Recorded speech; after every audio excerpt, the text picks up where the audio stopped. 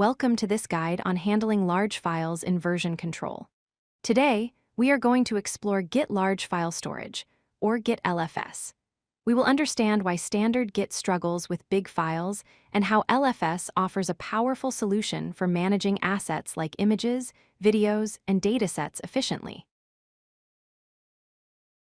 First, let's look at the problem. Git is a distributed version control system, meaning every developer has a full copy of the repository's history. When you commit large binary files, Git stores every version of that file. Over time, this makes your repository massive, causing slow cloning times and consuming huge amounts of disk space. The solution is Git Large File Storage. It is an open-source extension for Git that changes how large files are handled. Instead of storing the heavy file content directly in your Git repository, LFS replaces them with tiny text pointers. Here is how it works under the hood. In your local repository, you see the file as normal. However, Git only tracks a small pointer file.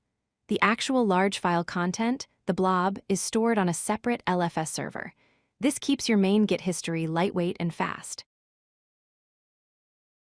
To get started, you need to install the extension. Once downloaded, you must run the command git LFS install. You only need to do this once per user account. This command sets up the necessary global hooks that allow Git to communicate with the LFS extension. Once installed, you need to tell LFS which files to manage. You use the track command for this. For example, typing git LFS track followed by a pattern in quotes, like star.psd, tells Git to handle all Photoshop files with LFS. You can track specific file extensions or entire folders. When you run the track command, Git modifies a special file called .gitattributes. This file lists all the patterns that LFS should manage.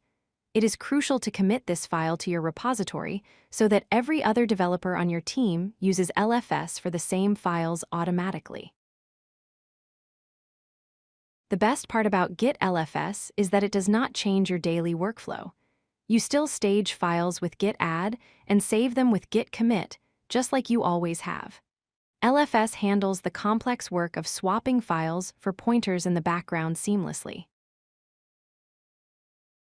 When a new developer clones your repository, or when you pull updates, Git LFS is smart.